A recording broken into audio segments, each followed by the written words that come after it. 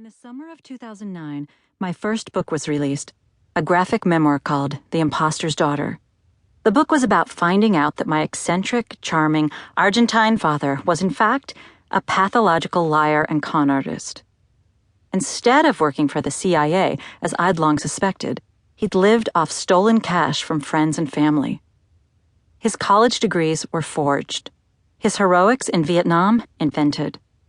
The revelations threw a grenade into the middle of our family and caused a rift that has yet to heal. My mother denied what I'd written and refused to read the manuscript.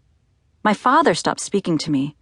Still, I knew that the consequences of remaining silent were greater than those of telling the truth. So I wrote the book in spite of my family's protests. About a month after it came out, I was backstage after a reading when two women approached and asked if they could speak to me privately. The shorter of the two was dressed in a soft silk blouse with cigarette pants and had thick, dark hair that fell in waves to the middle of her back. She looked to be in her mid-30s. "This reading really hit home," she said. "I'm so sorry for what happened to you." "Tell her who you are," her friend urged. "I hope you can be discreet. I'm the fiancé of Andrew Madoff." As if I didn't recognize the name, she added, "He's the son of Bernard Madoff." I tried not to register shock. The scandal wasn't even a year old and was still making headlines on a daily basis. I now recognized the name of the woman standing in front of me, Catherine Hooper. In the press, she'd been labeled a homewrecker. Supposedly, Andrew had left his wife of 16 years to be with her. She said she'd heard of my book but hadn't yet read it, and that she planned to give a copy to Andrew that night. She wondered if I wanted to meet for coffee later in the week. We spoke for a few more minutes, and I gave her my business card. Though my father's cons were small compared with Bernie Madoff's, I could relate to the devastating effect that lies, grandiosity, and secretiveness could have on a person. I, too, believed my father was brilliant and unimpeachable until I was in my 30s and a much-published magazine writer. I'd even had the unsettling experience of having people ask, "How do we know that you're not a liar, given your father's history?" So Andrew and I, and Catherine by proxy, belonged to the same small society. We understood each other in a way that few other people could.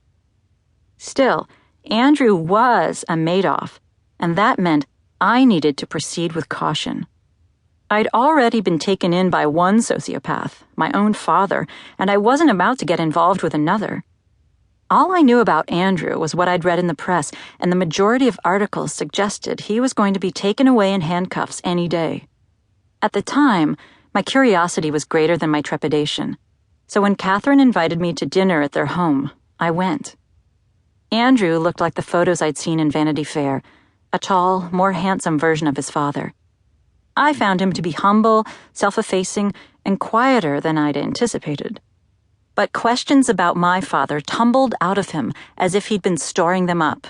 What was my relationship like with him today? How was I handling my anger and my grief? What had I done with the photos of him? Had I torn them up? Andrew had kept only one on display, a large one that hung in the hallway near his front door. In it, Andrew stood on a dock next to a large bluefin tuna.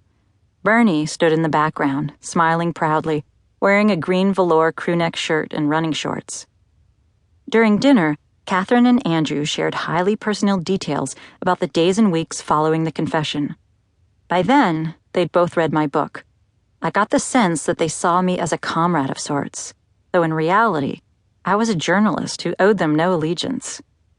Fascinated, I listened to Andrew's account of what it was like when he came home the night his father dramatically confessed to running the world's largest Ponzi scheme, and then how he handled the crush of paparazzi that appeared in the following days and the overnight alienation from his parents. Over the next 2 years, I was offered a glimpse inside a world that had been stripped of a future and existed only in a tenuous present. Andrew and Catherine invited me to Thanksgiving dinner. Estranged from my own father, I chose to go. They had gathered a group of friends who were also at odds with their families or lived too far away to make the trip home. But old friends of Andrew's and even Andrew's brother Mark were nowhere to be found.